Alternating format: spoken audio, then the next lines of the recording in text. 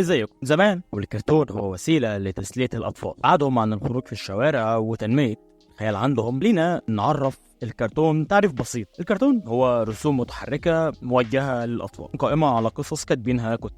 احنا كبشر لنا ذكريات كتير جدا مع الكرتون، ذكريات طفولتنا اغلبها مع الكرتون. لنا اللي كان بيشوف توم اند جيري وسبونج بوب ودورا. من فترة مش طويلة بدأ اليوتيوبرز في أوروبا وأمريكا ومحللين الأعمال الفنية والكرتون إن هم ينشروا بعض التحليلات والنظريات وقراءات لما بين السطور في الكرتون على اليوتيوب، على أساس إن هو في شيء مخفي إحنا لازم نعرفه، أساس إنه في بعض الأشياء المبطنة جوه الكرتون المفروض نعرفها. طب ليه بيعملوا كده؟ إن ده شيء يعني مسلي. اليوم بنتكلم عن نظريات ليه هي موجودة وممكن تنفع مين وازاي بتنفع. اتمنى تكملوا الفيديو للنهاية وتستمتعوا بالفيديو. لو انت اول مرة تشوف القناة بتاعتي يا ريت تعمل لايك وتفعل زر الجرس وتعمل اشتراك في القناة عشان يوصلك كل فيديو. شكرا كتير على التفاعل اللي حصل على الفيديو اللي فات. انا فعلا ما بنزلش كتير، فكون ان في فيديو يعني يجيب رقم الى حد ما يعني مقبول بالنسبة لقناتنا لسه صغيرة، فشكرا جدا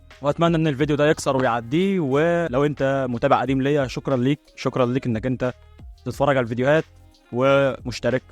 ويلا نبدا الفيديو. الموضوع لحد ما مش معقد، بس ذات الوقت مش بسيط. يعني الموضوع مش تافه في ان انا افهمه، يعني في شويه بس جوانب كده احنا محتاجين نبصها، بدل ما احنا بنبص للموضوع على اساس ان هو it's a mystery thing او ان هو شيء غامض ومخيف وهكذا. في جوانب تاني احنا ممكن نبص منها علشان نفهم بس ايه الموضوع جاي منين وعلشان نكون ملمين بالدور. يعني حيث هي ظهرت امتى، فانا فعلا ما اقدرش اجزم لك هي ظهرت امتى. يعني انا ما اعرفش هي قديمه او حديثه جدا او مثلا ظهرت في بدايه الجين زي او بدايه الالفينات او كده. ما اقدرش اجزم، ما اقدرش اقول ان انا صح 100%، بس مش دي الفكره. يعني ده مش مهم هي ظهرت امتى، هي المهم الشيء نفسه ممكن يفيد ايه وممكن يضر ايه وممكن يكون بيعمل ايه. فخلونا نحكي عن الموضوع شويه. خلينا نسال سؤال، هي منين بتيجي نظريات الكرتون؟ او ازاي اعمل نظريه كرتون، ازاي اعمل نظريه مؤامره او كده، فاهم؟ بص، انسب شيء في وجهه نظري يطلع لك نظريه هو انك انت تدور على سر مش مجاب عنه، حاجه هي يعني ما تجاوبش عنها او مش ظاهره من كل النواحي بتاعتها، او في نفس الوقت يعني احنا ما قدرناش نلم كل الجوانب بتاعتها، فبندور على سر معين في الكرتون او في قصه مش مكتمله او فكره ما تنفذتش او حاجه زي كده اختفت، او ظهور مكان من كرتون معين او مسلسل معين في كرتون تاني. هنا مثلا ممكن نطلع بنظريه زي ترابط العوالم، هي حته تاني. هل لو المسلسل او الانمي او الكرتون مجاوب على الحته بتاعت الشيء المختفي او الشيء اللي ما عرفناش مكانه او كده، لو جاوب على الشيء ده، لو جاوب على السؤال، لو جاوب على اللغز، اذا فهنا مفيش نظريه. النظريه دي بتكون ايه؟ يعني شيء تحليل عقلي، تحليل يعني بيخلي عقلك ايه يعني بيرن ستورم، فاهمين؟ بيرن ستورم وكده علشان يوصل لشيء هو اساسا مش موجود. فاحنا هنا بنخترع، احنا هنا ايه؟ بنفكر، بنحفرك ورا الشيء ده علشان نوصل كده لشيء مش مجاب عنه. لكن لو مجاب عنه طبعا يعني لازمتها ايه؟ خلاص هو كده مجاب عنه، فاحنا مش هنتحنيك زياده عن اللزوم، والمجاب عنه خلاص يعني تمام. عايزين نسال سؤال، ليه بقى بيكون في حاجات مش مجاب عنها؟ او ليه ممكن تلاقي شيء ناقص في القصه؟ او ليه مثلا ممكن تلاقي حد في مكان تاني او حاجه زي كده؟ الحاجات دي لها اسباب كتير، اسباب متنوعه كمان ولها تحليلات كتير، فاحنا ممكن نستعرضها دلوقتي. فخلونا نلقي نظر، ايه هو منبع النظر؟ منين بتيجي النظريه؟ او ليه ممكن يعني يكون في نظريه؟ ليه حد ممكن يخترع نظريه؟ طيب منبع النظريات اتنين، الكاتب او صانع العمل او الجمهور اللي بيتابع العمل. كاتب ممكن بطريقه ما يتعمد ان هو ايه يسيب يعني ايه شويه حاجات كده في القصه ما يتممهاش للاخر، يسيب لك شويه اسئله، شويه اسرار. عندنا مثلا عمل زي اتاك اون تايتن. اتاك اون تايتن كان مليان اسرار، ما فيش عمل فيه اسرار قد اتاك اون تايتن، تمام؟ هو في الاخر الكاتب جاوب على كله، لكن هو في الموسم الاول عرض لك اسرار كتير والموسم الثاني عرض لك اسرار كتير. اذا السوشيال ميديا انفجرت وولعت من كتر التحليلات اللي كانت بتنزل عنه، فبالتالي ده بيفيد الكاتب، ده بيخلي الكاتب يتشهر اكتر بين الناس لما بتتكلم عنه كتير، ماشي؟ هنا الكاتب ده مستفيد بان هو سيرته بتيجي كتير فسمعته زادت، فالفكره ان هو انتشر على مدار اوسع. ولان فعلا كان ده في وقت السوشيال ميديا، ماشي؟ ففعلا في ناس كتير تناقلت الاخبار والكلام وحصلت مناقشات، واللي كان بينزل فيديوهات واللي كان بيبوست كلام وكده.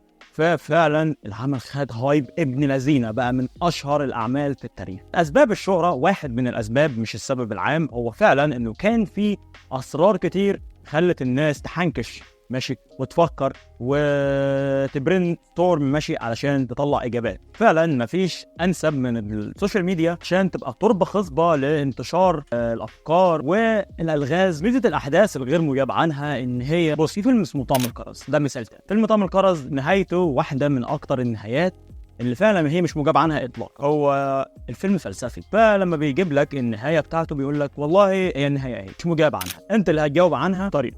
اللي شاف الفيلم عارف اللي فيها. نهايه الفيلم عايز تختبر نظره الانسان، عايز تعرف الانسان ده يعني حاسس بايه، هل هو بيسلك نفس الطريق بتاع الراجل اللي في الفيلم ماشي البطل، ولا ليه وجهه اخرى. شوفوا الفيلم جامد. وبمناسبه السينما، عندنا قناه عن السينما هتلاقيها في الديسكربشن بقى، حول عليها شوفها وكده. فلو انت ما عملتش لايك لحد دلوقتي اعمل لايك واشترك في القناه وفعل زر الجرس وكمل مع الفيديو ده. الجانب الاخر الا وهو الجمهور لما الكاتب مثلا الكاتب بيغلط او الكاتب بينسى شيء او ينسى يوضح شيء او ماضي حد او هكذا، فهنا الكاتب ممكن يغلط. في الحاله دي الجمهور بينقسم لنصفين، نصف هيقعد يشتم في الكاتب، يشتم مثلا في الصانع وينتقد ويلخ ماشي، والنص الثاني هيحاول ان هو ايه يعني يبرين ستورم، يخترع احداث، يخترع نظريات، يخترع حاجات زي كده علشان يستمتع. الجمهور الثاني، الجمهور اللي بيبرين ستورم وبيتناقش وبتاع، ده بيفيد الكاتب بيستفيد، بيتعرف اكتر، اسمه بيتذاع اكتر،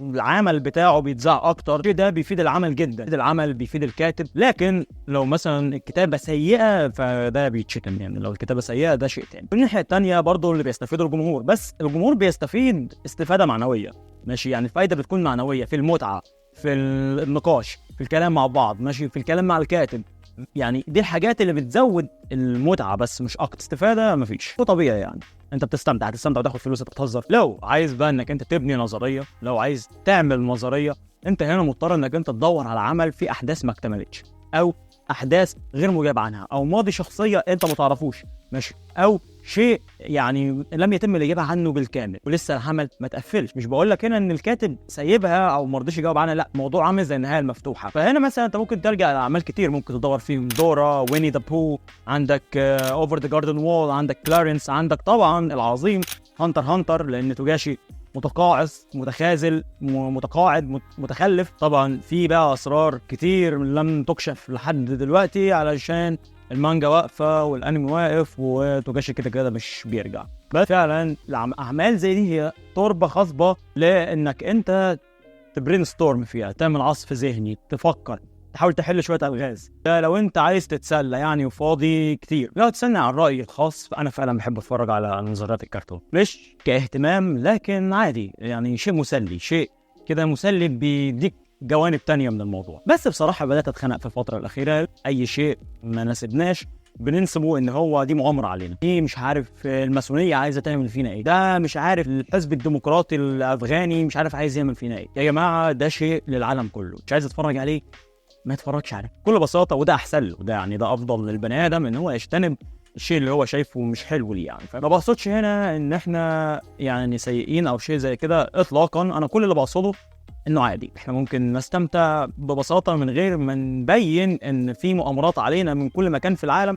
لان ده هيزود همومنا اكتر، واحنا مش ناقصين هموم، انتوا عارفين اللي فيها. والماسونيه مش بتاعت كرتون والله يا صاحبي يعني اطلاقا ماشي. هي حاليا اي منظمه في العالم هدفها راس مالي، كاشات، فلوس بس، تمام. برضه بتفرج على الحلقه بتاعت الدحيح، هو برضه شرح الموضوع، ولا هم اللي شياطين ولا هم اللي ملائكه، مجرد منظومه زي اي منظومه بتاعت فلوس كتير، تمام، راس ماليه وكاشات تفاهم. ده مش موضوع يعني، انا مش مهتم اطلاقا. انا كل اللي بقوله ان احنا حتى الاشياء اللي بنتسلى بيها ما ناخدهاش على اساس ان هي نظريات مؤامره علينا وعايزين يموتونا وبتاع، ما فيش الكلام ده. انا بقول كده بس علشان نستمتع، يعني عشان نستمتع مش اكتر. فزي ما قلت لك، لما بتكون النظريات دي عن مرض نفسي او شيء مخفي او لغز او حاجات كده، عارف انت كريبي باستا، فاهم، زي قصه كريبي باستا او الباك رومز او الحاجات اللي زي كده، دي بتبقى مشوقه شويه، بتبقى حلوه كده، بتبقى محفرقه حبتين. برضه ما اقدرش انكر ان في بعض افكار المؤامرات بتبقى مشوقه برضه وتخليك عايز تقرا وتعرف هكذا، لكن خلينا معتدلين في التفكير يعني. ولا هو الناس شياطين خالص وكله عايز يموتنا، ولا هو اللي العالم وردي؟ العالم مش وردي والعالم مش شياطين بنسبة 100%. كلنا بشر والعالم مكان قاسي وعادي ورحيم وغير رحيم، وبتختلف الأمور من مكان لآخر. كل اللي أنا بتمناه إنك أنت تستمتع بالسعادة وتتقبل الحزن وتعيش بسلام وبس. الفيديو هنا انتهى. لو انت اول مرة تشوفني وعجبك المحتوى يا ريت تعمل سبسكرايب وتفعل زر الجرس وتعمل لايك، والحاجات اللي بيعملوها الناس لليوتيوبرز دي، اي نعم ايوه يوتيوبر قد كده بس مش مشكلة، وتكتب لي في التعليقات الافكار اللي عندك. ماشي، لو عندك نقد للحلقة او نقد لاي شيء انا قلته في الحلقة يا ريت نقوله باحترام ونتناقش فيه باحترام ويسود الاحترام بين الجميع. وبس كده، نلتقي في فيديو جديد وسلام.